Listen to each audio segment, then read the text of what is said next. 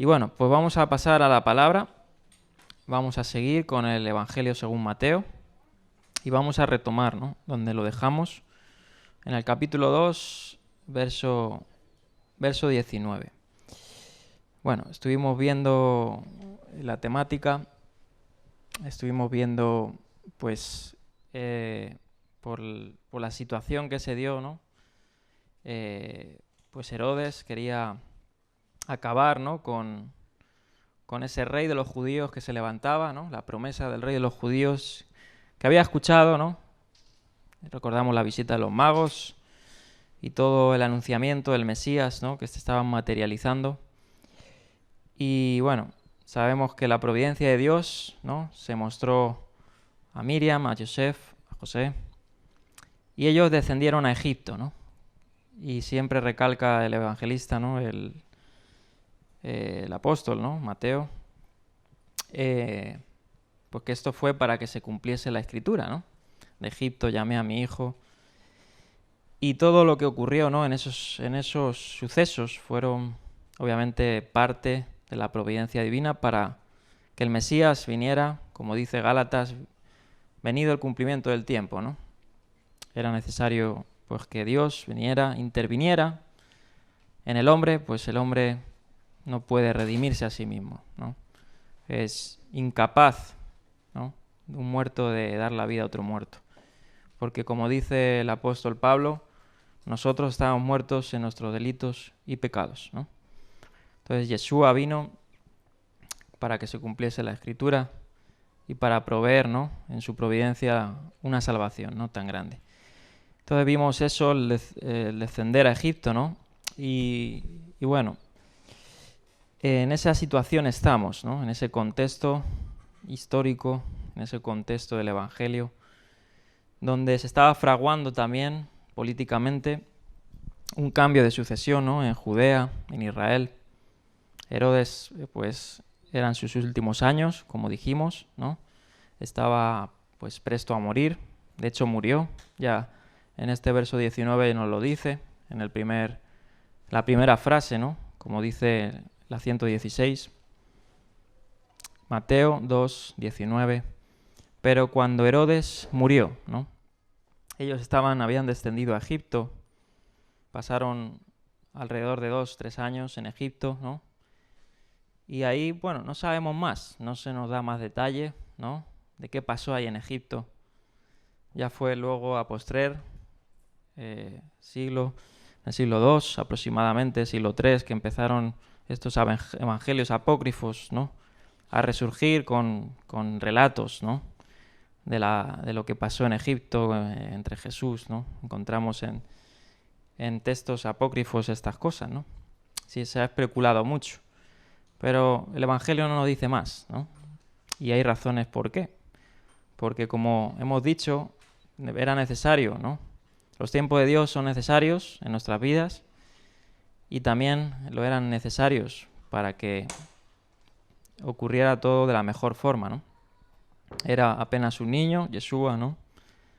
Y él estaba creciendo con sus padres, ¿no?, sus padres físicos, pero sabiendo, ¿no?, que él era el Mesías, era Dios encarnado, ¿no?, como encontramos en los evangelios.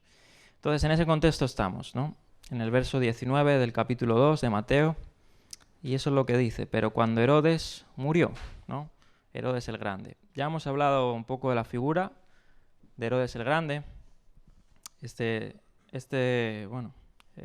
personaje, ¿no?, histórico y a la vez muy controversial, ¿no? Pues era una persona que en sus últimos años ya dijimos que era malvado, ¿no? Muy malvado. Malvado en el sentido de que no tenía escrúpulos a la hora de acabar con la vida de inocentes, como fue con los niños de Nazaret, ¿no? Bueno, de Belén, perdón.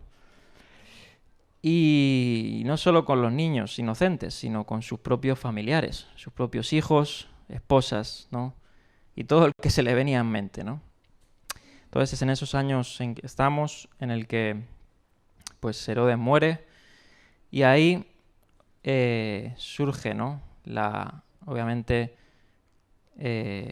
la necesidad ya de volver a la tierra, ¿no?, a la tierra donde se iba a manifestar el Mesías, según la Escritura, y encontramos que dice en el verso 19, «He aquí, un ángel del Señor aparece en sueños a José en Egipto», ¿no? Otra vez de la mano de la providencia divina, ¿no? Si no fuera por la guía divina, obviamente la salvación no se podría llevar, ¿no? Y Dios tiene sus tiempos, ¿no? Sus sazones, como dice el Evangelio.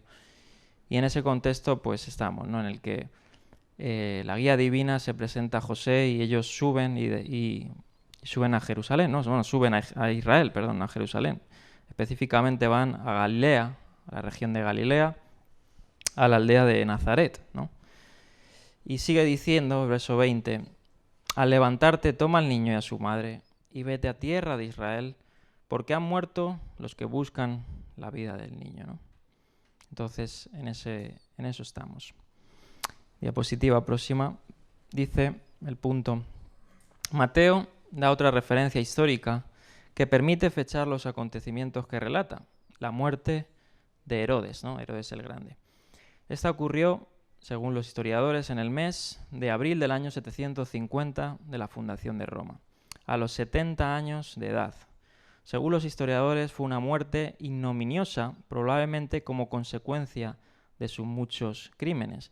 Y ahora vamos a ver un relato de lo que se creía en esos entonces, que nos lo expresa Flavio Josefo en Antigüedad de los Judíos. Y vamos a ver el porqué, ¿no? Y es posiblemente que fuera a través de eso, ¿no? Entre otras muchas cosas, ¿no? Ya vemos que la decadencia de Herodes, pues en sus últimos años ya vimos que era pues con un punto en el que la copa ya estaba rebosando de maldad, ¿no? Y Dios ya puso un fin a este tirano, ¿no? Puso un fin y fue años después de ese suceso, ¿no? De la muerte de los inocentes o de los niños, ¿no? Dice, los historiadores hablan de una situación ulcerosa, del motivo de su muerte. Y fíjate, es muy interesante, ¿no? Algo pasó también parecido con el general Tito, ¿no? Todos saben quién es Tito, el que conquistó Jerusalén, derrumbó Jerusalén, ¿no? Y los judíos en la Misná relatan sobre su muerte, ¿no? Es como un relato fantasioso, pero esto no lo relata, en este caso, Flavio Josefo, que se sabía de la muerte, o cómo había muerto Herodes el Grande. Su padecimiento, entre muchas otras, ¿no? Era que él tenía fuertes dolores intestinales, ¿no? Eso fue uno de las enfermedades que él, ¿cómo se dice?, acarreaba, ¿no? Y su muerte, ¿no? Hablan de una situación ulcerosa con putrefacción del escroto, que se había gusanado, una halitosis de tal dimensión que hacía alejar de él a las personas. Convulsiones constantes, etc. Su condición moral había alcanzado a niveles de degradación tales que, como sabía que su muerte, lejos de llanto, produciría alegría en la nación, ordenó que compareciesen delante de él los líderes principales de la nación judía, a los que hizo prisioneros en el hipódromo de Jericó, ordenando a su hermana Salomé y a su marido que cuando muriese él matase a todos los prisioneros, para que si no lloraban por él, por lo menos llorasen a causa de él. Fíjate. Sin embargo, tal aberrante orden no se cumplió a su muerte. O sea, esto al final no se llevó a cabo, ¿no? Pero su propósito era matar a los principales líderes, ¿no?, de los judíos. Y eso que él se hacía llamar rey de los judíos, ¿no?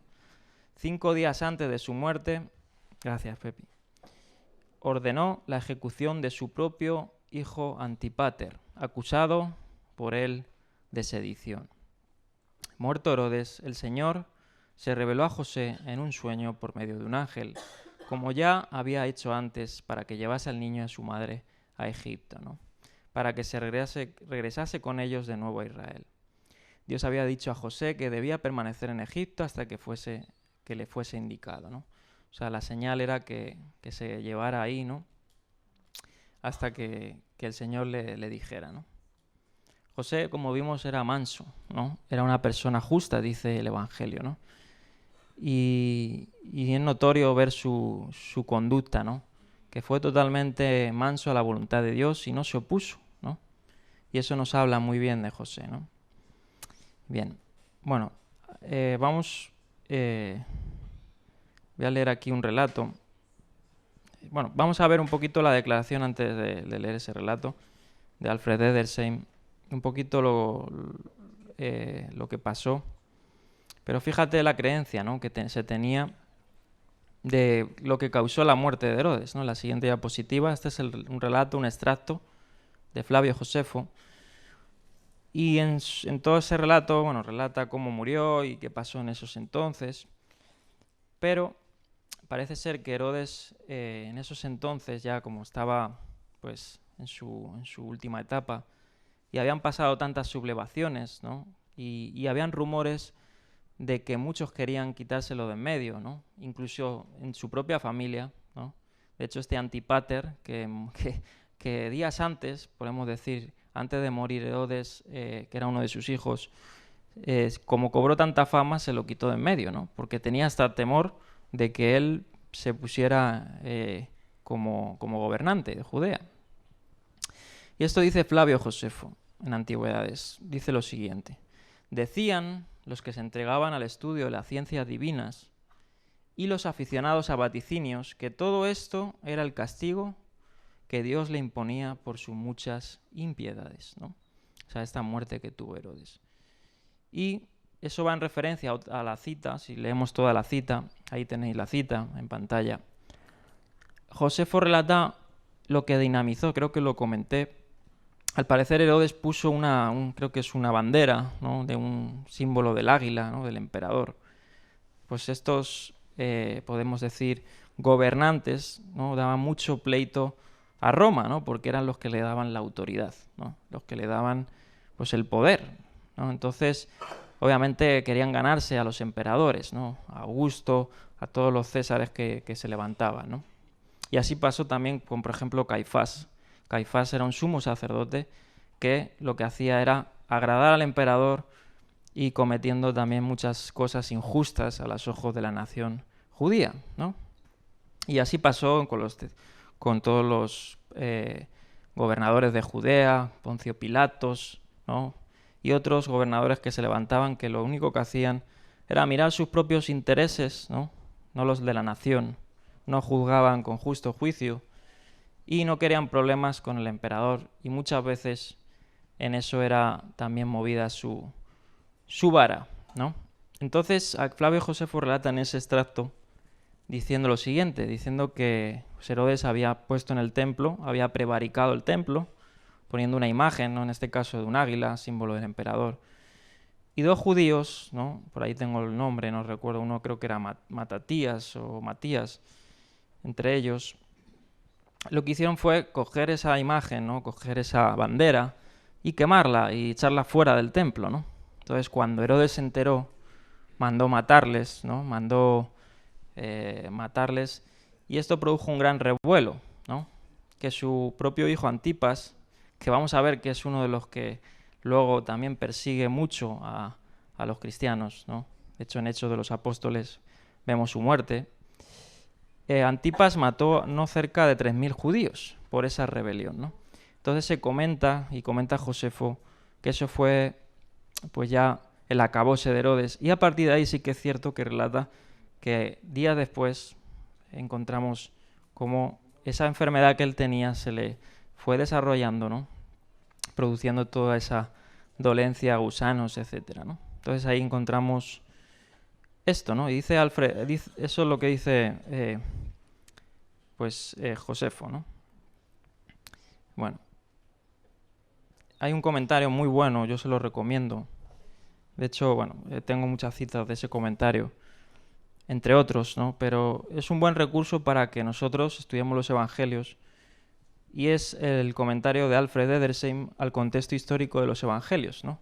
Ese comentario es de lo mejor que podéis tener en español y te relata la situación política, histórica de los evangelios y cómo se fue fraguando también en los sucesos mismos de los evangelios y que dieron lugar a ciertas situaciones, ¿no? Y la historia pues va ligada obviamente también a los sucesos que ocurren en la escritura, ¿no? De hecho, aquí lo vemos, ¿no? ¿Qué dice el verso 19? Después de la muerte de Herodes, ¿no?, el ángel se presentó a José y le cambió el rumbo a otro sitio, ¿no? Entonces todo influye y todo lo orquesta el Señor también para llevar a cabo sus propósitos. Levanta, dice Romanos 13, a reyes, ¿no?, autoridades, quita autoridades, y él obra soberanamente sobre las naciones y cumple sus propósitos, ¿no? Bueno, entonces, pues eso es un poquito lo que había pasado con su muerte. He resumido a grandes rasgos su muerte, entre otros detalles. Hay muchos más detalles y muchos se recogen en ese comentario histórico de Alfred. Entonces vamos a seguir. Hemos visto su muerte, la providencia divina mostrándose a José. Vamos a seguir en el 22, Mateo 2, 22 al 23. Y dice lo siguiente: pero cuando oyó que Arquelao reinaba en Judea, en lugar de su padre, Herodes, es muy importante las comas, porque si no ahí metemos a Herodes en algo que no tiene que ver, ya se había muerto. Dice, tuvo temor de ir allá. Fíjate, ¿por qué? ¿No? Aquí es un subtexto histórico de por qué, y tiene un sentido a la luz, obviamente, de los relatos, porque entre los hijos de Herodes, Arquelao, el que seguía, tenía una conducta muy parecida a su padre, ¿no? Entonces, sin embargo, pues eso explica también por qué ellos se fueron para en este caso, la aldea de Nazaret, ¿no? Se establecieron allí, ¿no? Obviamente puede haber más alicientes, ¿no? Entre su familia, ¿no? Etcétera. Tengan familiares allá o tal. Pero ya te dice de presto el Evangelio que tuvo temor de ir a Judea, ¿no? Entonces, si tuvo temor de ir a Judea, fue por esta situación, ¿no? Porque vamos a ver ahora un poquito, y creo que muchos lo sabrán, que después de la muerte de Herodes, pues el gobernamiento de Israel se dividió entre tetrarcas, ¿no? Tetrarcas. Es decir, entre los hijos de Herodes, ¿no? Ciertos hijos de Herodes se repartieron el gobierno de Israel, ¿no? Y a Arquelao le correspondió el reino de Judea y Samaria, ¿no? Entonces, vamos a ver esto, ¿no? Y sigue diciendo. Y otra vez, aquí vemos la providencia, ¿no? De Dios, otra vez, en todo esto. Y siendo avisado por revelación en sueños, o sea, fíjate, ya le avisó esto, ¿no? Posiblemente si ellos habían ido a Judea y se hubieran enterado, en este caso Arquelao, que buscaban en su día a su padre, había regresado porque había muerto su padre, pues había ido a cazarle, ¿no? Es decir, a ponerle fin. Y siendo avisado por revelación en sueños, se retiró a la región de Galilea. Cuando llegó allí, se estableció en un pueblo llamado Nazaret, para, fíjate, aquí apunta Mateo, se cumpliera lo dicho, y esto es muy interesante, lo vamos a intentar analizar y desmenuzar un poquito así rápido, porque sí que es una discusión académica, porque en este caso no es una cita directa de un profeta. Es curioso, y es la única vez que aparece en el Evangelio de Mateo para que se cumpliera lo dicho por los profetas, en plural, ¿no? Y vamos a poner algunos ejemplos y a lo que han llegado los que estudian, en este caso, los Evangelios, ¿no? Será llamado Nazareno. Bien. Siguiente. Entonces ahí tenéis un mapa, no se ve muy bien, de la división de la tetrarquía, ¿no? De los hijos de Herodes. Y vamos a leer esto. Dice, probablemente José esperaba que Herodes Antipas reinara sobre todo el reino, pero Herodes el Grande hizo un cambio tardío en su testamento, subdividiendo su reino en 3 partes. Bien, Arquelao, conocido por su crueldad, recibió Judea, Samaria e Idumea. No sé si puedes hacer un poquito zoom ahí al mapa para que hagamos ojos a esa región, que es la región de la izquierda. Samaria, Judea e Idumea. Eso es lo que Arquelao le correspondió en el testamento de Herodes. Y Augusto César estuvo de acuerdo. Es decir, el César, ¿no? Pues estuvo de acuerdo con el testamento que dejó Herodes el Grande, de esa tetrarquía, ¿no? Porque entre los hermanos, pues esto pasaba como los discípulos, ¿no? Decía, bueno, Señor, ¿quién será el mayor entre nosotros, ¿no? En el reino de los cielos. Pues los humanos queremos protagonismo, ¿no? Y queremos, pues, resaltar sobre los demás, ¿no? Al fin y al cabo eso es, pues, también un poco de ego, ¿no? Egolatría. porque siempre queremos tomar un papel primordial y sobresalir por encima de los demás. Y en este caso, por la situación que fue, que eso lo podéis saber más, pues Herodes el Grande hizo un testamento, ¿no?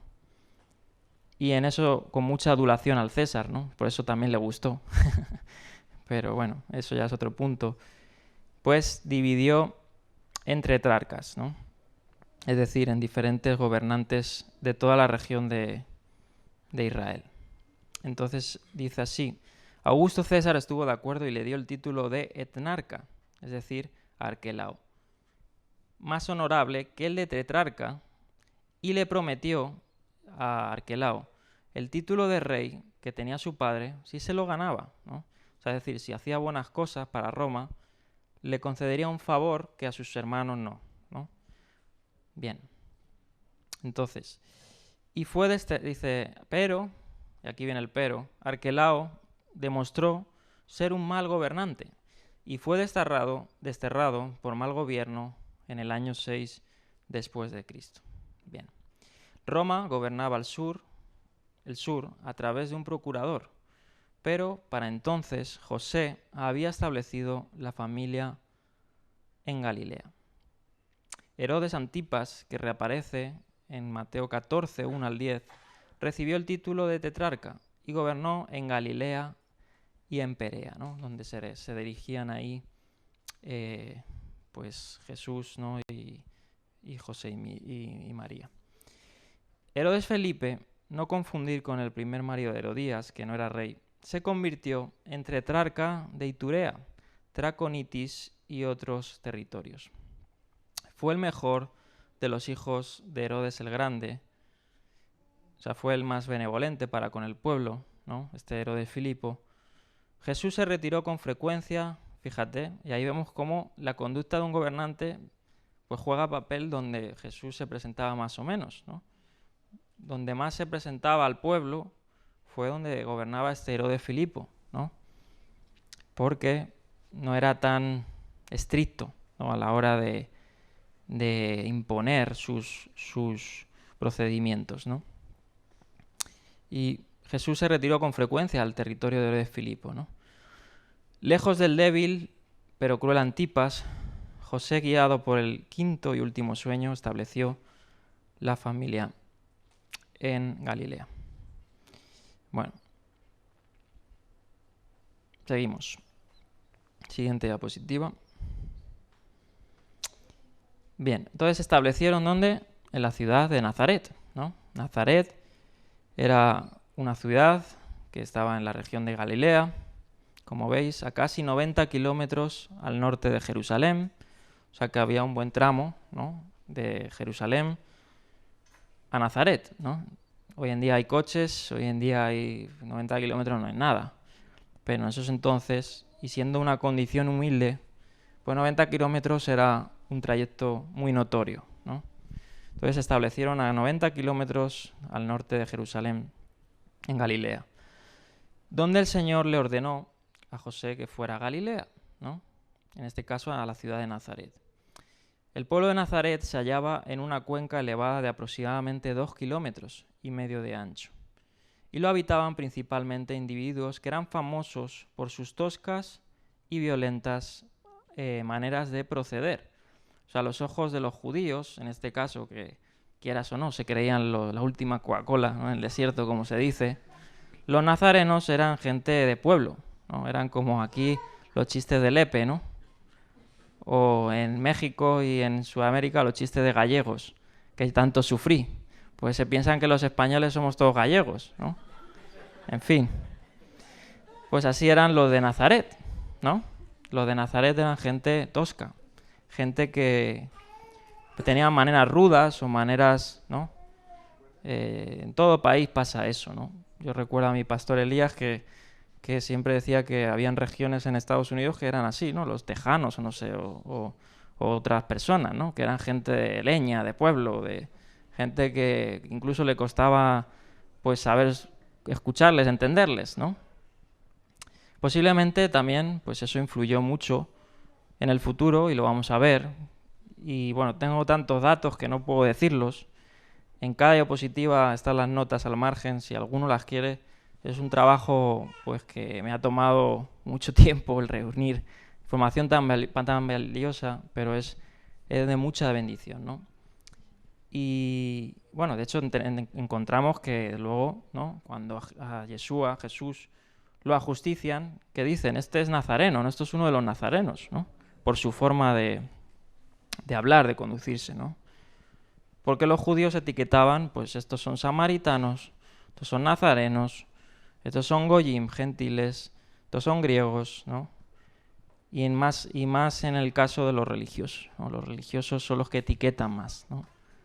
Podríamos llamarlos dogmáticos, ¿no? Fundamentalistas. Que en cosas hay que ser dogmáticos, pero en otras cosas no, porque muchas veces lo extremo te lleva a tomar las cosas en mala manera, ¿no? El ejemplo de los esenios, por ejemplo, ¿no? Los esenios, y también no va a alcanzar hoy a hablar de Juan el Bautista, yo creo, pero me ha encantado el poder recabar información sobre él y sobre lo que se predicaba del reino de los cielos en el contexto judío, etcétera. Pero los esenios tomaron esa actitud fundamentalista, radical, y se fueron a las montañas, ¿no? Y se alejaron de todo lo que tenga que ver con Israel, ¿no? Porque pensaban que pues todo estaba corrupto, ¿no? Vámonos al pueblo, vámonos al campo, vámonos al desierto, porque ahí es donde podemos guardar mejor a Dios y estar más cercano con Dios, ¿no? Pero no fue allí, ¿no? No fue allí donde el Mesías se manifestó pues en las regiones más humildes, ¿no? Donde más se necesitaba la luz del Evangelio, ¿no? Entonces ahí en Nazaret fue donde se estableció Yeshua, ¿no? El término nazareno por mucho tiempo había sido de burla, usado por describir a cualquier persona que fuera ruda y grosera. Por esto es que Natanael, famoso Natanael, que Jesús le dice, en él hay un verdadero israelita, ¿no? Y él era un nazareno, una persona ruda, puede ser, ¿no? Quien era de Caná, algunos kilómetros al sur, preguntó a Felipe, ¿de Nazaret puede salir algo bueno? Juan capítulo 1, verso 46, ¿no? Porque no les podía concebir de que el Mesías se estableciera en Nazaret, ¿no? Y como dice aquí, por los profetas, en plural, sería llamado nazareno. Y vamos a ver un poquito porque eso es allá algo más ahí dentro de esa declaración de Mateo, hay un desarrollo bastante, que claro, eso es lo que muchos han criticado, ¿no? Y me gustaría leer, si puede ser, ese desarrollo que hace Michael Brown en respondiendo a las cuestiones, las objeciones judías sobre Jesús, pero seguramente el tiempo no me permita. Pero, pues, dentro de esa declaración hay un gran desarrollo, ¿no? Interesante. Bien, la pregunta es especialmente, como dice ahí, significativa, procedente de Natanael. De Nazaret puede salir algo bueno. Quien por las propias palabras de Jesús era un verdadero israelita, en quien no había engaño, ¿no? Es una declaración muy interesante que hace pues aquí Jesús de este Natanael, ¿no? Natanael no solía difamar a sus vecinos, pero estaba asombrado de que aquel de quien escribió Moisés en la ley, así como los profetas, viniera realmente de un lugar de tan mala reputación como Nazaret, ¿no? O sea, que Jesús se estableciera en Nazaret y sería llamado nazareno, como dice Mateo. Ya nos habla también de que Jesús descendió a las partes más recónditas de la tierra, como dice el profeta, el Evangelio, ¿no? Las partes más recónditas de la tierra, yo entiendo, ¿no? No solo como algunos interpretan a los infiernos, sino es a los lugares más humildes, ¿no? Donde el Evangelio o donde un rey no sería bien visto que estuviera, ¿no? Pues ahí estuvo nuestro Dios, el Rey de Reyes, ¿no? En esa región de Nazaret. Como dice ahí, al parecer, fíjate, esto es interesante, los primeros perseguidores judíos de la Iglesia consideraban que el hecho de que Jesús fuera de Nazaret era prueba de que no podía ser el Mesías, ¿no? Sí decían muchos judíos. Y según nos dice Mateo, no constituía esto una señal de que lo fuera, ¿no? Tértulo dice, actuando como abogado del sumo sacerdote Ananías y de otros dirigentes judíos, habló de modo despectivo de Pablo delante del gobernador romano Félix, como lo siguiente, y se hacía esta declaración, lo vimos en Hechos de los Apóstoles: estos son una plaga y promotor de sediciones entre todos los judíos por todo el mundo y cabecilla de la secta de los nazarenos, ¿no? Esto es lo que decía este Tértulo. Trataban de meterle a Félix, ¿no?, a este gobernante, a este político, meterle en su cabeza que los nazarenos eran sediciosos, ¿no? Eran personas, era una secta nazarena, ¿no? O sea, del lugar tan malo que es ahí Nazaret, ¿no? El padre de la iglesia, Jerónimo, escribió que en las oraciones de las sinagogas a menudo se maldecía a los cristianos como nazarenos. Curioso. O sea, en esos tiempos, aquí Jerónimo recogió que, pues, y es cierto, porque pues, a lo mejor el dato específico puede que sea a motivo de discusión, pero entendemos que, y sabemos, que en la Amidá, o la Semoná Esrei, que estas son las declaraciones que hacía todo judío en el primer siglo, ¿no?, en las sinagogas, que eran 18 bendiciones, se agregó una más, ¿no? Y esa oración que se agregó más era para poder identificar a los nazarenos, ¿no? Porque en esa oración se hacía declaración de que, no recuerdo exactamente la declaración, pero todo aquel que no produciera esa bendición, ¿no?, que maldecía a los cristianos, pues era un cristiano o un judío encubrido, ¿no? Entonces, por eso se agregó esa 19 bendición, ¿no?, para identificar a todos los judíos cristianos que se establecían en las sinagogas, porque ¿dónde salió el cristianismo? Salió en la cuna de la sinagoga, ¿no? ¿Dónde se reunían los apóstoles? En la sinagoga. Pues no existía una entidad separada de tal. Fue obviamente, y entendemos, por motivo de la persecución, ¿no?, no solo de Roma, sino de los propios judíos religiosos, que dinamizó esa ruptura entre el cristianismo y el judaísmo, que tanto dolor ha hecho a la historia, pero que sabemos que el Señor está restaurando hoy en día, ¿no? Y yo creo que nosotros somos, pues, el fruto de esa restauración de todas las cosas, ¿no?, que habla el profeta. Porque nosotros que en su día éramos gentiles según la carne, como dice Pablo, hemos sido acercados, ¿no?, por su gracia, y no solo eso, sino nos ha alumbrado con el Evangelio y también con la Torá, ¿no? Como dice el profeta Isaías, a la ley y al testimonio. Si no hablan conforme a estas palabras, es porque no les ha amanecido, ¿no? No tienen la luz del Evangelio, el Sáhar, ¿no?, tan famoso.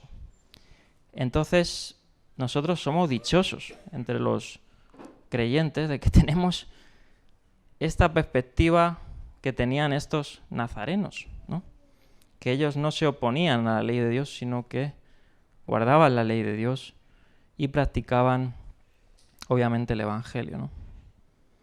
Y fíjate, como dice aquí Jerónimo, ¿no?, que se comentaba sobre los nazarenos en las sinagogas años más tarde, obviamente, ¿no?, porque esto se estaba fraguando, pero años más tarde, de que declaraban la petición que hizo David en el Salmo 69, 28. Y yo creo que esto fue también ya fruto porque obviamente habían rechazado al Mesías, el juicio, la espada había venido sobre los sacerdotes judíos, los religiosos judíos, la nación judía, pero ese rechazo siguió a más y sigue a día de hoy, ¿no? Pero no quepa la duda de que veremos a los judíos, ¿no?, declarando al Mesías en los próximos años, ¿no? Y lo están haciendo, y quiera el Señor que se les quite el velo, como dice Pablo, ¿no? Nosotros es orar y pedir al Señor que quite ese velo que tantos judíos tienen, porque realmente Yeshua es el Mesías. Amén. Entonces ellos citaban al salmista, ¿no?, que dice en el Salmo 69, verso 28, y sean borrados del rollo de la vida y no sean inscritos con los justos. sea, fíjate qué declaración hacían, ¿no? En las sinagogas siglos más tarde, ¿no? Y más la ruptura y la brecha se fue dando más, ¿no? Hasta nuestros días, ¿no? Pero eso ya es motivo de otra discusión. Que Jesús viviera en Nazaret no solo cumplió la predicción de profetas anónimos, fíjate cómo lo dice aquí, y esto lo dice Carson, de profetas anónimos, y vamos a ver sobre esto, sino que le dio un nombre, Jesús Nazareno, que sería usado como título de reproche, cumpliendo así, fíjate, muchas otras profecías que describen al Mesías como despreciado y desechado entre los hombres, ¿no? El famoso relato de Isaías 53, varón de dolores experimentado en quebranto, ¿no? Y desechado y despreciado entre los hombres. Entonces el Mesías cumplió a cabalidad cada declaración del profeta, ¿no? Y de estos profetas anónimos que sería llamado Nazareno. Los escritores de los evangelios dejan en claro el hecho de que Jesús fue despreciado y odiado. Y para más información, si alguno tiene duda, vean todas esas citas que da el evangelio de Mateo, de Lucas y de Juan, ¿no? Que tanto era odiado por los principales, ¿no? Como dice el capítulo 1 del evangelio según Juan, a lo suyo vino, pero los suyos no le recibieron, ¿no? Pero más todos a los que creen en su nombre, ¿qué dice? Le dio la potestad de ser hechos hijos de Dios, ¿no? Eso es lo que podemos entender. Bien. Bueno, en las notas tengo un interesante curso de Chris Kenner, tan sin pelocito, porque es que pues es muy valioso tantas fuentes que él da sobre el establecimiento de Nazaret, de Jesús, no lo voy a leer. Y ahora vamos a ubicarnos, ¿no? Aquí tengo la siguiente diapositiva. He puesto una diapositiva de Nazaret a día de hoy. Lo interesante, como hemos relatado, es que Nazaret está en una cuenca, ¿no? Se puede ver el valle de Jezreel en el fondo y se puede vislumbrar Nazaret desde una perspectiva muy amplia, ¿no? Desde las montañas. Ahí vemos un poquito el mapa, ¿no? Que bueno, está cortado por la diapositiva, pero va desde Egipto, ¿no? En este caso toma el rumbo verde a Nazaret. Y vamos a ver en la siguiente dos pequeños vídeos muy cortos, apenas son segundos, de esa perspectiva, ¿no? Rápidamente, a ver si se puede hacer, si no, pues no hay problema.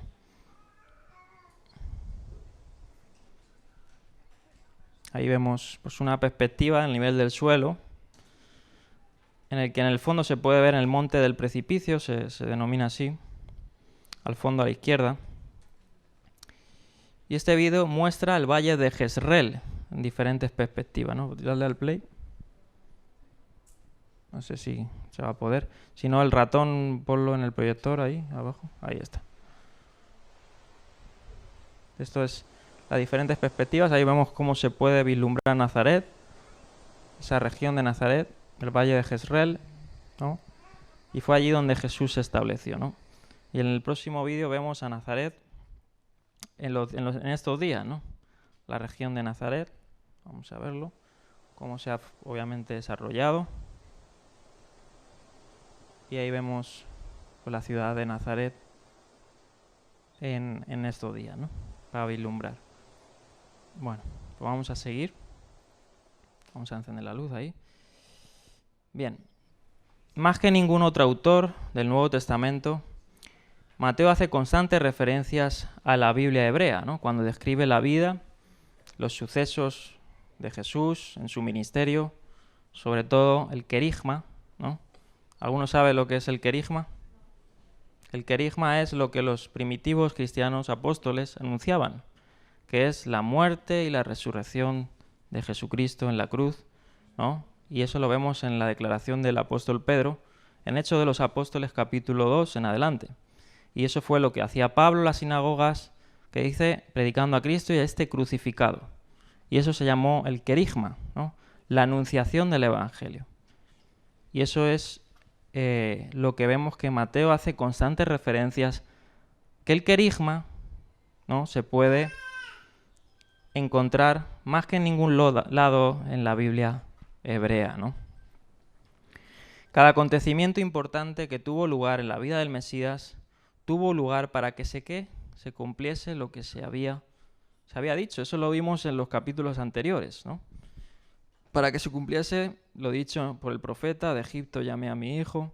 Para que se cumpliese lo que dijo el profeta: he aquí la luz dará a luz a un niño, la Virgen dará a luz a un niño. Para que se cumpliese lo dicho por los profetas: tú, Belén Efrata, la más pequeña entre las naciones, ¿no?, etc., etc. Y vemos cómo Mateo usa una vez tras otra las descripciones para que se cumpliese lo dicho, y haciendo alusión obviamente al Tanaj, ¿no?, a la Torá, los Nevi'im y los Ketuvim, ¿no?, la Biblia hebrea. Bien, Dios la había dispuesto de antemano, y Mateo, ahí tenemos las citas, utiliza esto con frecuencia. Bien. Ahora bien, en casi todos los casos, ¿no?, que Mateo cita, Mateo hace referencia a un profeta, ¿no?, o a una profecía, y eso lo vemos y lo analizan los académicos. Mas en este caso específico, ¿no?, se hace referencia al cumplimiento de las Escrituras en plural, o se explica que ciertas cosas ocurrieron para que se cumpliese lo escrito por los profetas en plural. Pero en este caso dice, para que así se cumplió lo que se dijo, ¿no?, por medio de los profetas. Y en ninguna otra referencia encontramos esta declaración, lo dicho por los profetas en los evangelios, ¿no? Como dice el último punto, cuando observamos esta fórmula o esta declaración que hace Mateo, tendríamos que preguntarnos a qué se está refiriendo aquí Mateo, ¿no? ¿En qué pensaba exactamente? ¿Qué textos, ¿no? O sea, ¿qué textos tenía en mente cuando dijo profetas en plural, ¿no? ¿Qué temas? Bien. Quisiera ver si puedo expresarlo bien. Si no, pues quiera el Eterno que se pueda, y si no, pues ahí quedará la información, ¿no? Teniendo en cuenta que el uso que Mateo hace del Tanaj es fruto de una cuidadosa reflexión, y recordando que muestra un claro conocimiento del texto hebreo, haríamos bien en buscar dos cosas. Y esto lo señala, creo que es Michael Brown, en su volumen 4 de Objeciones Judías Tradicionales, ¿no? Analiza este punto y analiza cada profecía, ¿no? Porque los judíos obviamente tienen alicientes, ¿no? Esto no es así, esto se sacó de contexto, la Virgen no era una virgen, era una muchacha, ¿no? Tantas y otras objeciones que se puedan tener a la mesianidad de Yeshua, ¿no? Entonces, esto dice Michael Brown. En primer lugar, ¿hay algún juego de palabras que le haya llamado la atención? Esto nos lo está haciendo a nosotros. Obviamente sí, ¿no? Los profetas. Segundo, ¿hay un tema mesiánico relacionado? La respuesta a ambas preguntas es afirmativa, dice Brown. Y la clave vuelve a ser el contexto. Bien. En Mateo 1.23 se hace referencia a Isaías 7.14, mientras que en Mateo 4.12 al 16 se hace referencia a Isaías 9.1 al 2. Y estos capítulos forman parte de una importante sección mesiánica de Isaías. Si nosotros vamos al profeta Isaías, Isaías tiene, como decir, procesos, ¿no? Obviamente hay procesos de restauración, de juicio, ¿no? Encontramos en el profeta Isaías juicio contra Egipto, contra Siria, contra naciones paganas, ¿no? Pero encontramos en esos capítulos, ¿no?, en esa sección, capítulos 7 al 11, muchas alusiones que tienen que ver, obviamente, con los acontecimientos que ya observamos, ¿no?, haciendo uso del comentario que recomendé de Carson y Bale. Pero estos capítulos tienen mucho contenido mesiánico, ¿no?, que se cumple sobre todo en los primeros años del advenimiento del Mesías, ¿no? Y Isaías culmina con la principal profecía mesiánica de Oseas 11, con el broche de oro, que comienza con estas palabras, y dice así: del tronco de Jesé, o de Isaí, ¿no?, saldrá un brote, y de su raíz dará fruto una rama. Ahí está, ¿no? ¿Y cuál es la palabra hebrea utilizada aquí para rama? Bien, lo que hace aquí Isaías también, bueno, el profeta, en este caso los profetas, ¿no? Es tomar en plural declaraciones que dieron los profetas, ¿no? Y haciendo un juego de palabras. La palabra que aparece en el libro de Isaías para rama es netzer, ¿no? Que creo que muchos hemos escuchado, ¿no? Para rama, ¿no? Para retoño. Como dice aquí, una forma estrechamente relacionada, pues comparten raíz con la misma palabra Nazaret. Esto es importante, dice Brown, por varias razones. En primer lugar, nos muestra que Mateo tenía en mente toda la sección mesiánica, obviamente no solo esta de 11.1, sino del capítulo 7 al 11, cuando citó las profecías relativas al nacimiento de Yeshua y a sus primeros años de vida. Bien, y sigue diciendo. En segundo lugar, próxima diapositiva, nos proporciona un claro vínculo con esta palabra, Nazaret, ¿no? Y tercer lugar, enlaza con el conocido concepto de que el Mesías, y esto fue ya algo rabínico o judío, pues en la literatura rabínica y judía, no solo yo creo de la que circulaba en esos entonces, en los Targumim, sino incluso en los esenios encontramos declaraciones así. Ahora voy a poner algunos ejemplos. Los esenios, estamos hablando de esta secta, ¿no? Que estaba en estos tiempos. Y respecto a esta profecía de Isaías capítulo 11, verso 1, se desarrolló una escatología o una mesianidad, ¿no? Es decir, cómo se pueda identificar el Mesías, ¿no? Entre otros textos. Bien, entonces, en toda esta literatura, esta palabra, netzer, el renuevo, el retoño, ¿no? La rama, aparece, ¿no? en muchos textos que atribuyen como texto mesiánico. Bien. Por ejemplo, vamos a ver algún ejemplo. En los esenios tenían muchos escritos en los documentos que se encontraron en Qumran, y algunos eran los Peser. Los Peser, ¿qué son estos Peser? Eran textos de los profetas, ¿no? Que ellos daban una interpretación, algo así como los Targumim, ¿no? Entonces encontramos en el Peser del profeta Isaías, del texto de los esenios en Qumran, lo siguiente: saldrá un renuevo del tocón de Jesé, Isaí, y brotará de su raíz un vástago. Se posará sobre el espíritu del Señor. La interpretación de la cita se refiere, y estos son los comentarios que ellos daban, al retoño de David, que brotará en los días postreros para salvar a Israel, ¿no? No solo hacía alusión, obviamente, a la profecía inmediata, ¿no? Que siempre hemos hablado de ella, sobre todo cuando estudiamos el profeta Isaías, sino que se le dio en estos grupos religiosos, se vislumbró más allá, ¿no? El advenimiento de un Masías, ¿no? De un ungido. Encontramos otro Peser, en este caso de Bereshit.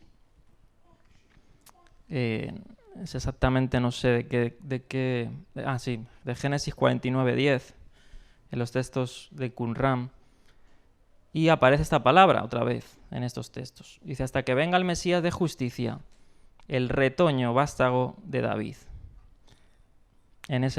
Haciendo comentario al Génesis 49:10, ¿no? Bien. Inclusive, en modo despectivo, ¿no?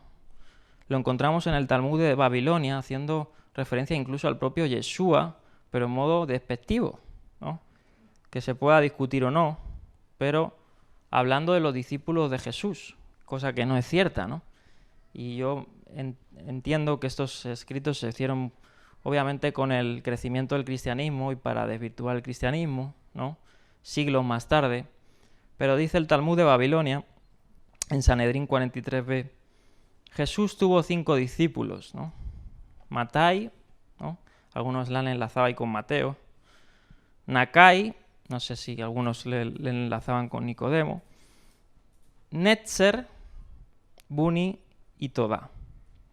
Y bueno, dicen, trajeron a Netzer, discípulo de Jesús, Y aquí ellos juegan con la palabra, pero diciendo que Netzer era como ese retoño fallido, ¿no? de los discípulos. No quiero leer toda la cita del Talmud, pero ellos en esos textos encontramos que también, y hay muchos más Targumim, muchos más escritos, de que la palabra Netzer se relacionó con ese retoño que era el Mesías, ¿no? Y encontramos que Mateo hace un juego de palabras para... ¿Qué hablamos en la introducción? Está escribiendo a los judíos, ¿no? Porque cita la Escritura, ¿no? Y no solo a los judíos nominales, sino también a judíos religiosos, ¿no? Entonces, cuando un judío pudiera leer esto, podía entender algo parecido, ¿no? Y sigue diciendo Brown. Bueno, ahí vemos una explicación que comparte de la palabra renuevo con semaj, etc. Dice, en cuarto lugar, tanto el contexto de Isaías 11.1 como en la humilde reputación de Nazaret se relaciona con los humildes orígenes del Mesías. Bien, eso lo hemos comentado anteriormente.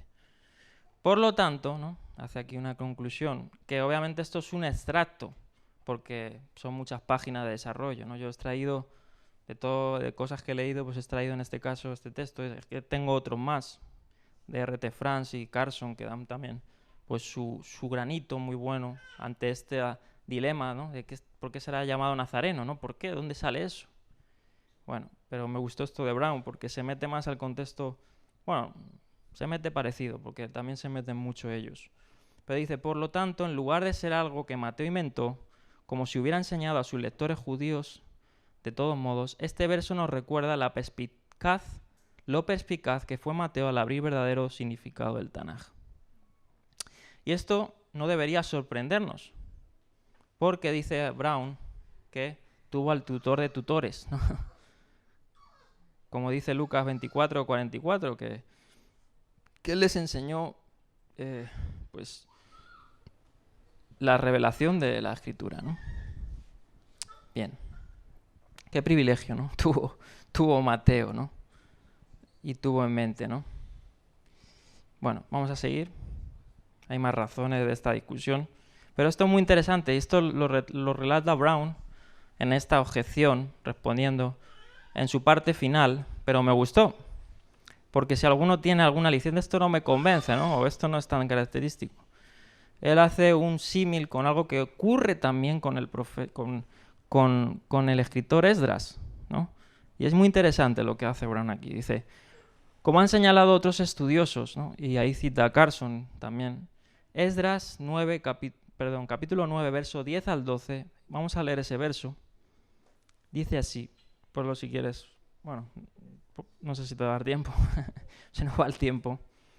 Pero Esdras capítulo 9, verso 10 y 12 hace una declaración muy parecida a lo que hace Mateo, que citando los profetas, pero que textualmente no aparecen en los profetas, ¿no? Se sobreentiende de los profetas, pero textualmente no aparecen los profetas. Y dice así, Esdras capítulo 9, verso 10 al 12. Pero ahora, oh Dios nuestro, y esto es obviamente en el contexto de que están pues volviendo a Jerusalén, ¿no? Reconstruyendo la muralla de Jerusalén, arrepintiéndose en cilicio y ceniza de todos sus pecados pasados, ¿no? Arrepintiéndose como una nación que ha traspasado el pacto, ¿no? Y aquí, en este contexto, dice Esdras, ¿no? Pero ahora, oh Dios nuestro, ¿qué diremos después de esto? Porque nosotros hemos abandonado tus mandamientos. Y aquí es lo interesante. A ver si lo pueden poner rápidamente. Porque es interesante, ¿no? El análisis que hace aquí Brown, teniendo en mente, y otros estudiosos sobre esta declaración de Mateo. Ahí está. El próximo, eso ya lo he leído. El próximo versículo, que es donde nos vamos a centrar. Verso 11 dice, lo leo aquí, los cuales prescribiste por medio de tus siervos los profetas, plural, diciendo, la tierra que vais a poseer es una tierra inmunda, a causa de la abominación de los pueblos de las tierras, por sus prácticas abominables con que la han llenado de un extremo a otro con sus inmundicias. Por lo que no habréis de dar a vuestras hijas a los hijos de ellos, ni sus hijas tomaréis para vuestros hijos, ni procuraréis su paz ni su bien para siempre, a fin de que seáis fortalecidos y comáis lo bueno de la tierra, y la dejéis en posesión a vuestros hijos para siempre.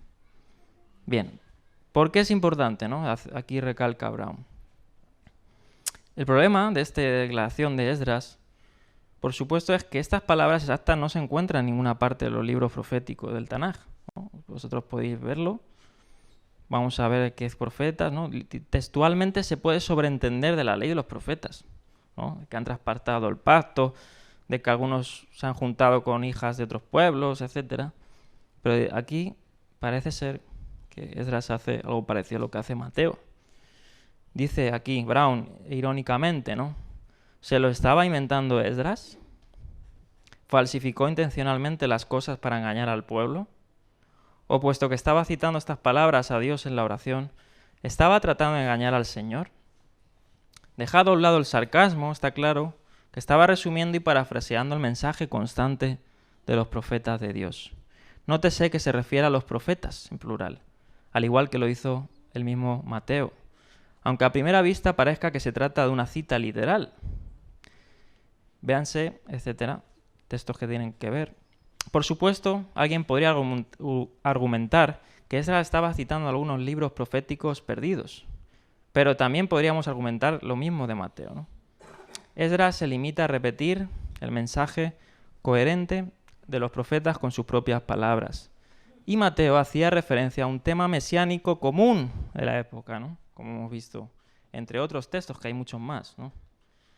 Que le llamó la atención mediante su interesante juego de palabras y una interpretación maravillosamente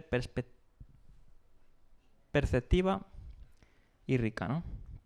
Interesante esto que señala, ¿no? Si alguno quiere ver más sobre eso, pues que me pida estas diapositivas. Hay un desarrollo más allá. Y bueno, pues vamos a seguir. Voy a hacer una pequeña introducción al capítulo 3 y no me va a dar más tiempo, pero tengo ahí el capítulo 3 sí que tengo también muchas cosas muy interesantes, muy buenas. Entonces en el capítulo 3, tenía pensado darlo, los primeros versos, es decir, el verso 1 y verso 2, pero me va a ser imposible, simplemente vamos a ver una introducción y terminamos. ¿Estamos bien? ¿Sí? ¿Estamos despiertos? Espero, ¿no? Entonces, en el capítulo 3 vamos a ver un poquito una introducción al capítulo, porque se relatan algunos detalles en los primeros versos. Vamos a ver sobre el bautismo, interesante, y sobre esto, pues, yo creo que muchos de los que estamos aquí nos hemos bautizado, ¿no? En el nombre de Yeshua, ¿no? Espero que sí. Espero. Si no, pues ahí tenemos una charla, ¿no? Pero es muy interesante a la luz de dónde desprendió el bautismo, ¿no? Porque en el Antiguo Testamento no se desprende. Eso es interesante. Se desprende de ciertos textos, ¿no? Pero no a la forma de que viene el advenimiento, por decir así, o llamarlo como el precursor del Evangelio, que era Juan el Bautista. Porque Juan el Bautista, ¿qué hacía? Bautizar, ¿no? Pero no lo hacía como algo ritual, ¿no? Como se tenía pues en los tiempos del Segundo Templo, ¿no? Que habían piscinas rituales, ¿no? Estas llamadas mikvaot, que se han encontrado pues, en la región de Israel. Incluso si vais a Toledo, ¿no? ¿Quién no ha ido a Toledo aquí? Pues encontráis la zona judía. Recuerdo que una vez entramos y había una piscina ritual antigua, ¿no? Del tiempo medieval, ¿no? Pero por cómo evolucionó el bautismo, ¿no? A lo que fue el bautismo de Juan, ¿no?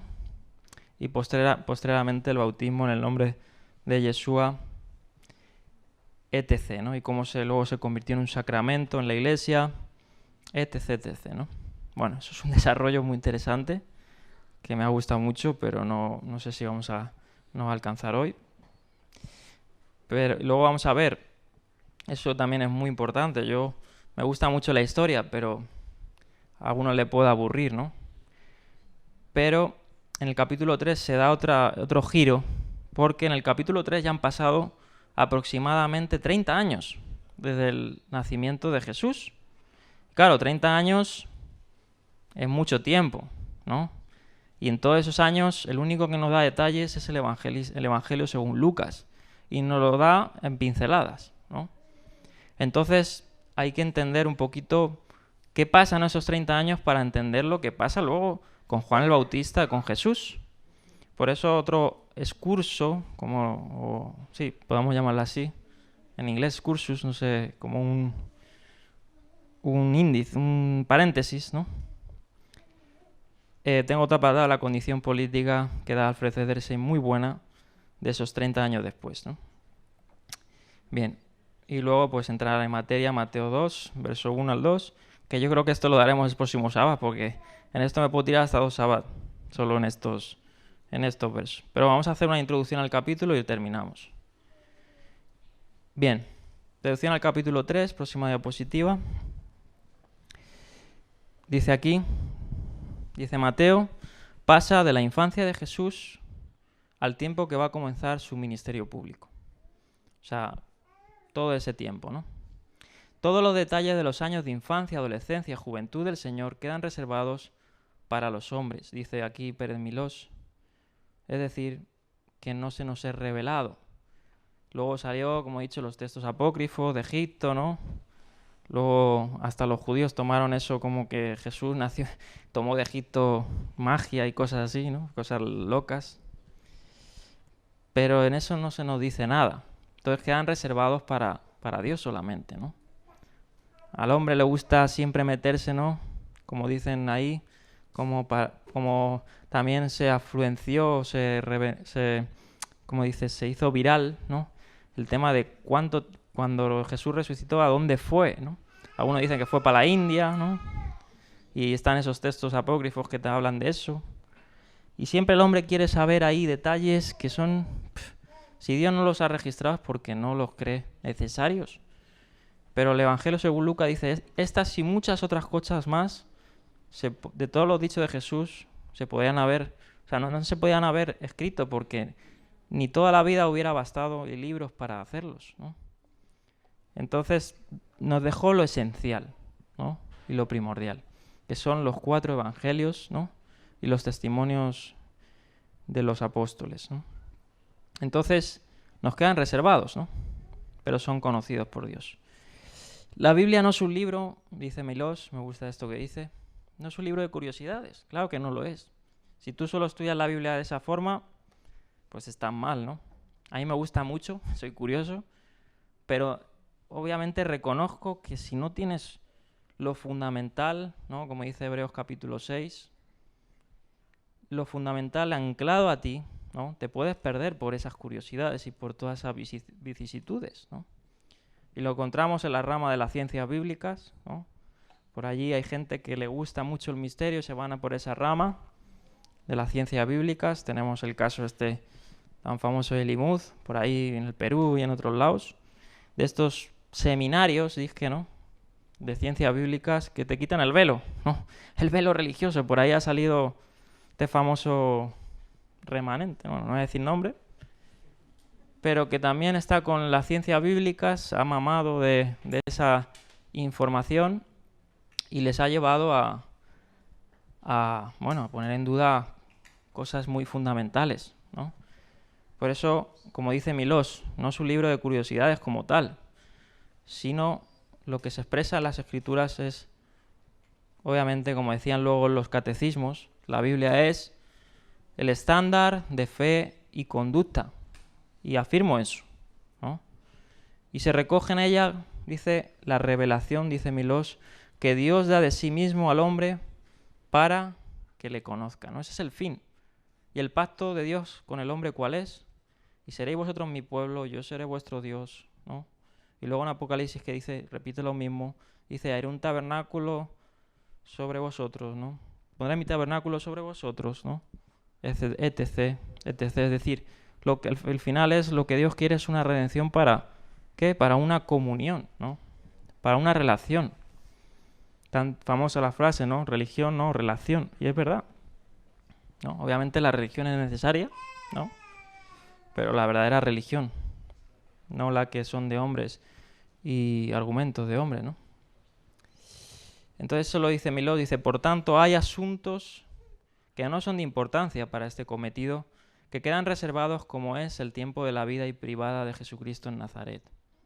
Se sabe, como he citado antes, por el mismo Lucas, ¿no? Otros datos de los evangelios, que el Señor estuvo sujeto a sus padres, y eso es lo que podemos rescatar, ¿no? Dice que Él fue ejemplo en todo, para que se cumpliese, que dice, toda justicia, ¿no? Y se sabe por los evangelios, si extraemos en los evangelios, en el caso de Lucas, de que encontramos de esos años de la infancia, ¿no? Que Él estaba sujeto a sus padres, ¿no? Y en un relato que da Lucas, en el capítulo 2, verso 50, en adelante, vamos a leerlo, Lucas 51, 2, 51 al 52, dice así, y descendió con ellos y fue a Nazaret, ¿no? Estaba haciendo la cronología Lucas más exacta, ¿no? Que también daba Mateo, pero como he dicho, se complementan unos a otros. ¿Y qué dice? Fue a Nazaret y estaba sujeto a ellos. ¿A quién? A sus padres. Sus padres terrenales, ¿no? Y su madre guardaba todas las cosas en su corazón. Y Jesús, esto es lo que no da el dato de lo que hacía Jesús en esos entonces, estaba sujeto a ellos y crecía en sabiduría y en estatura y en favor para con Dios y para con los hombres. Eso es lo que tenemos de ese lapsus de tiempo de la vida de Jesús, ¿no? Bien, el regreso de Jesús a Nazaret, como se considerará en su lugar, fue quieto, sin resistencia ni pregunta alguna, en una sumisión voluntaria conforme a lo establecido por Dios y en su ley, para la relación de los hijos piadosos con sus padres. ¿Subió alguna otra vez a Jerusalén Jesús con motivo de las fiestas religiosas? No lo sabemos, posiblemente no. ¿Y por qué? Por lo que he dicho antes, de que en esos tiempos, hasta el año 6 después de Cristo, posiblemente no, porque estaba este Herodes Arquelao, que si se enterara que subía a Jerusalén, pues posiblemente no, se lo podía cargar. Posiblemente después del 6, pues sí, no lo sabemos. Ya sería especular, ¿no? Como el tema de cuándo nació Jesús, ¿no? ¿En qué fiesta nació Jesús? Queremos saber todos esos detalles, ¿no? Pero el Evangelio nos puede dar alguna pista, pero no se centra, ¿no? En la natividad, ¿no? Por decir así. No se sabe, por lo menos no hay referencias bíblicas a ello. Jesús tuvo que haber pasado por la educación escolar de los niños y el desarrollo propio de la convivencia en un hogar con padres temerosos a Dios, ¿no? Bien, seguimos, terminamos con esta diapositiva. La vida de un hogar judío, especialmente en lugares como Nazaret, era sencilla, incluyendo las comidas. La misma sencillez se manifestaba en el modo de vestir y en las costumbres sociales. Los lazos que unían a los miembros de la familia de Jesús tenían que haber sido íntimos y afectuosos. No se puede olvidar el impacto que la Anunciación y las primeras experiencias en relación con Jesús tuvieron que haber producido en sus padres. La familia del Señor era amplia, lo sabemos por, obviamente, los escritos de los padres de la Iglesia, que hablan un poquito de eso. También porque lo dicen los evangelios, ¿no? Y que hay una estrecha relación entre los familiares de Jesús. Por ejemplo, encontramos pues ya una estrecha relación entre Juan el Bautista, ¿no? Y bueno, la madre de Juan el Bautista y la madre de Jesús, ¿no? Terrenal, que se nos da en Lucas, ¿no? Era una situación, ¿no? Pues que inculcaba unión familiar, ¿no? No se puede olvidar también la relación con sus primos, ¿no? Y bueno, eso ya daría para hablar de todo el tema de los hermanos de Jesús, nos podría dar para mucho, ¿no? Lo que se habla en la Iglesia Católica, lo que se habla en el protestantismo, ¿no? Sobre el término, la palabra griega esta se me ha ido, que utiliza para primo y hermano, se me ha ido esa palabra, que hay una discusión, ¿no? Pero nos podía dar para mucho, ¿no? Como dice, como Juan, e incluso como algunos consideran con Simón, hijo de Cleofás, posiblemente hermano de José. La estructura de pensamiento en el hogar era consonante con la estructura y respetuoso a lo establecido por la palabra. Obviamente Jesús fue nacido en una cuna judía, ¿no? Una cuna que se daba a los valores judíos, ¿no? Que se inculcaba la palabra de Dios, ¿no? Posiblemente Jesús recitaba el Semá, posiblemente, seguramente, ¿no? Como lo hacía todo judío, creyente, iba a la sinagoga con sus padres, ¿no? Iba al templo cuando había que ir, ¿no? Es decir, Jesús era un judío más, ¿no? Y como un judío más, pues él, y en lo que inculcaba a los judíos era pues un respeto a los padres, una sumisión a los padres, ¿no? Y Jesús en eso fue el ejemplo. Bien. El Señor fue instruido también en un oficio, y esto es muy interesante. Y ahí ya también nos podríamos terminar sobre el término tectón. Yo he recogido ahí algunas cosas muy interesantes, ¿no? Normalmente se conoce como que Jesús era carpintero. Y no digo que no, y digo por qué, ¿no? Porque ahí es lo que no me gusta en ese sentido, que tendemos, como he dicho antes, a ser fundamentalistas, no a ser dogmáticos y decir esto es así porque sí, porque yo lo digo. Pero en la academia hay siempre discusión, ¿no? Y la discusión depende de quiénes la hablan, porque yo no cojo una discusión de cualquiera, los cojo de personas que creo que tienen un buen testimonio y tienen, obviamente, unos galardones, por decir así, ¿no? Entonces no voy a coger la opinión de un, como he dicho antes, esto de ciencias bíblicas o de otras personas que niegan verdades de la fe, pero sí de personas que, aunque no comparta todos los pensamientos, y es aquí donde hablo de no ser cerrados, de que si pues un cristiano o un judío, ¿no? Obviamente todo con un filtro. Pero sobre el término tectón he recogido posibles, o lo que se comenta, ¿no? Que pueda ser que Jesús haya heredado de su padre, el oficio que haya heredado de su padre. Bien, ahora si eso, a ver si me da tiempo rapidito y lo comento. Bien. A ver, me he perdido aquí. Vale. Entonces el Señor fue instruido también en un oficio que le permitiese un modo de vida en aquella sociedad. Tal vez como mayor entre sus hermanos, o mejor, o medio hermanos, ¿no? O primos. Aprendió el oficio de su padre, conociéndole en su entorno social como el tectón, ¿no? Y aquí pongo carpintero porque lo dice Milós, Marcos 6.3, ¿no? Pero en su entorno social era conocido por su oficio. Y eso también es algo que nos habla mucho, ¿no? Porque, y ahora voy a leer una cita de Joaquín Jeremías, de su mejor libro, creo yo, porque ese de Abba, por mucho que digáis, es muy complejo, ¿no? O sea, el libro de Jerusalén, los tiempos de Jesús, es para mí, lo he leído porque en su día Héctor y yo estábamos haciendo ahí un proyecto que se ha quedado en stand-by, pero es muy bueno porque te relata la situación social de Jerusalén, te relata los oficios de Jerusalén, las mujeres en Jerusalén en los tiempos de Jesús, te relatan cosas pues, históricas, ¿no? Y detalles muy interesantes, ¿no? Haciendo ahí también interconexión con los evangelios. Y él relata sobre los oficios lo siguiente. Y dice, en la antigüedad, fíjate, aquí quienes tienen un oficio o una profesión, ¿no? Es importante, ¿no? El tomar un rumbo en la vida, ¿no? No ser una persona ahí que no tiene claro su vida. Hay que tomar la rienda de la vida, ¿no? La vida hay que echarle fuerza, ¿no? Dice, la antigüedad, la pertenencia a un oficio específico determinaba la posición social de cada individuo.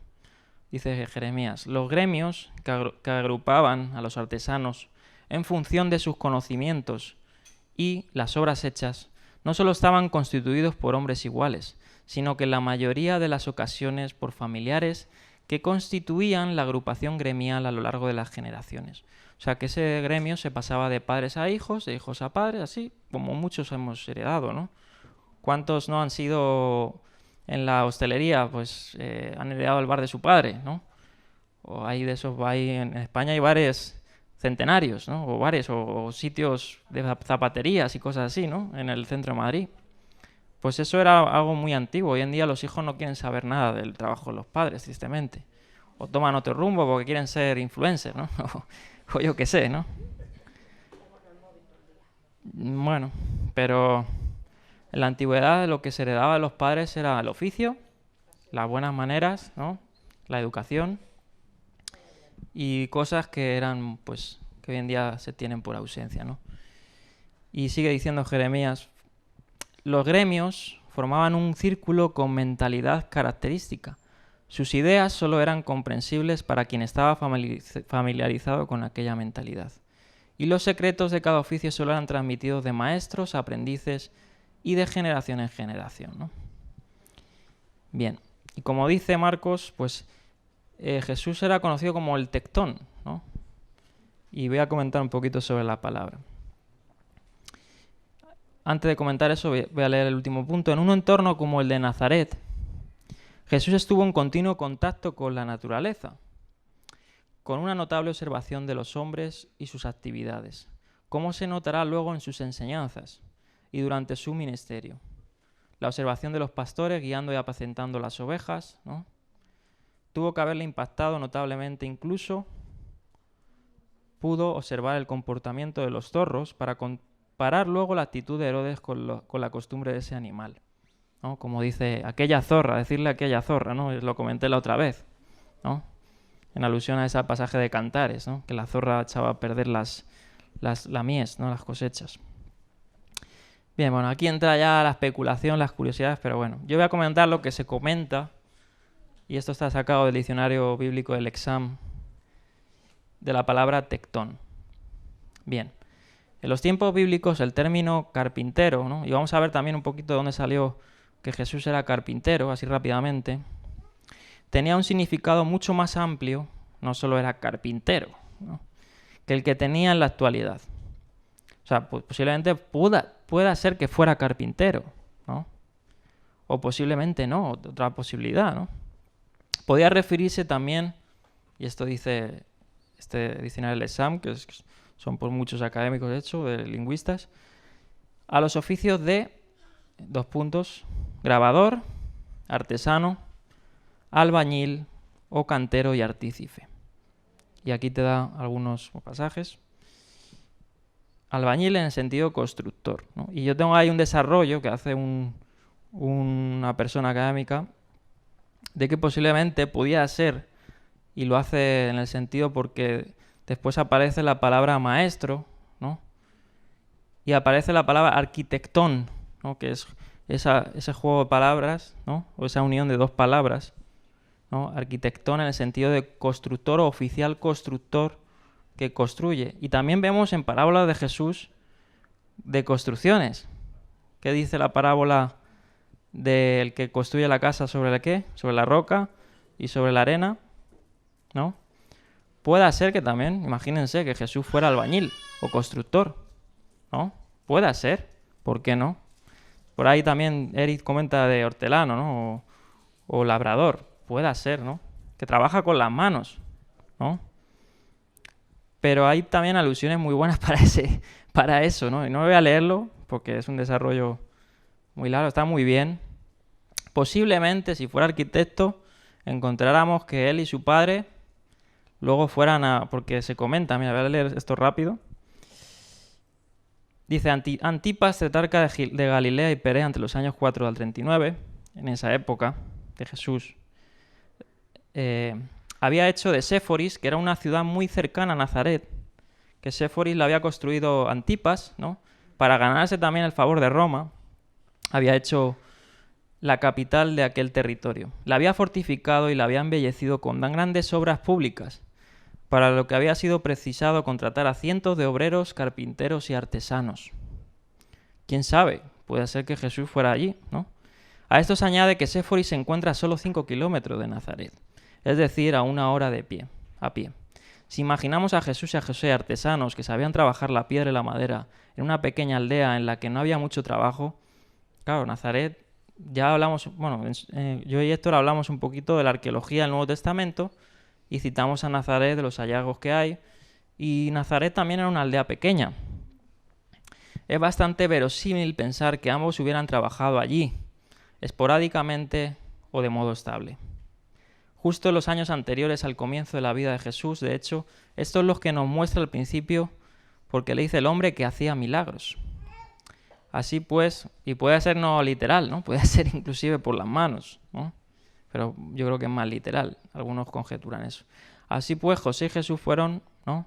Puede ser carpinteros, constructores o trabajador con las manos. Fueron artistas que sirvieron con su trabajo a una población mucho más amplia, posiblemente que la de Nazaret. Con este oficio se santificaron y santificaron también la realidad que les tocó vivir. Porque el trabajo es, como dice, el trabajo es, como se dice, dignifica, ¿no? Y también dice Pablo, el que no trabaja, ¿qué dice? Que no coma, ¿no? Bueno, no voy a hablar más de los posibles trabajos, ¿no?, de Jesús. Ahí es interesante el desarrollo. Lo vamos a dejar aquí. Tenía algo más en mente, pero no sé, ahora se me ha traspapelado. Pero bueno, el Señor ha querido hasta aquí. En esta introducción, el próximo sábado veremos un poquito lo que pasó en esos 30 años en la política, porque eso va a cobrar mucho y mucha oposición a Juan el Bautista, porque luego vemos que Juan el Bautista es considerado un agitador y Flavio Josefo lo recoge, porque Flavio Josefo casi habla más de Juan el Bautista que de Jesús, ¿no? Lo hemos comentado. Y relata su muerte. Entonces vamos a ver que todo eso, esa situación política va a ser muy interesante en el desarrollo de este capítulo, ¿no? Del torno de sucesiones políticas y lo acaecido en Jerusalén y en Judea y en todos los lugares, ¿no? Bueno, pues vamos a dejarlos aquí en la introducción al 3.